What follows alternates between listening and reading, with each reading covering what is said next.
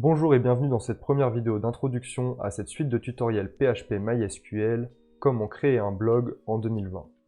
PHP est un langage de programmation imaginé par Rasmus Lerdorf en 1994 pour son site web. Aujourd'hui, c'est devenu le langage de programmation back-end le plus utilisé au monde. Il est utilisé sur plus de 80% des sites web. C'est un langage accessible, c'est-à-dire facile à apprendre et à comprendre. Sa documentation est complète et traduite en français. Et petite cerise sur le gâteau, PHP est le langage de programmation utilisé par WordPress, le CMS qui propulse 37% des sites web.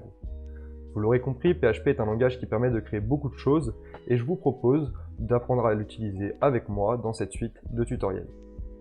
Nous allons voir ensemble comment installer son environnement de développement pour commencer à coder, comment structurer son site web en s'inspirant du modèle MVC, modèle vue contrôleur, pour commencer une application sur des bases saines, comment créer une base de données MySQL et la remplir avec des données de test, comment interagir avec cette base de données en sélectionnant, modifiant ou en ajoutant des données, comment utiliser Bootstrap pour styliser votre site web ou encore comment utiliser les méthodes get et post pour créer des formulaires, des barres de recherche ou que sais-je.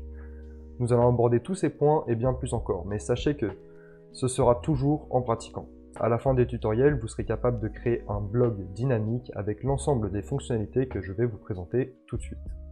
La première chose que je vais vous inviter à créer, c'est un système de listing d'articles avec des paginations pour afficher les différents posts de votre base de données. On fera la même chose pour les catégories.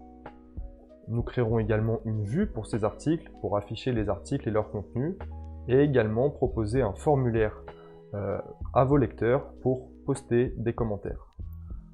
Ce formulaire aura des conditions pour être publié, et on peut le tester tout de suite à partir du moment où tous les champs sont remplis et que certains champs respectent certaines conditions. Le commentaire se postera correctement et il viendra s'afficher avec le reste des commentaires. Nous allons également créer une barre de recherche se basant sur les différents titres de vos articles et filtrant les résultats pour afficher que ceux qui ne correspondent.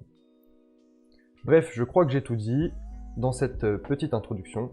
J'espère vous avoir convaincu d'apprendre PHP et je vous donne rendez-vous dans la vidéo suivante. Je rentre directement dans le vif du sujet avec l'installation de votre environnement de développement. Merci d'avoir regardé cette vidéo jusqu'au bout. N'hésitez pas à me donner votre avis dans les commentaires, à vous abonner et activer les notifications pour ne pas manquer la sortie des prochains tutoriels. À très bientôt et salut!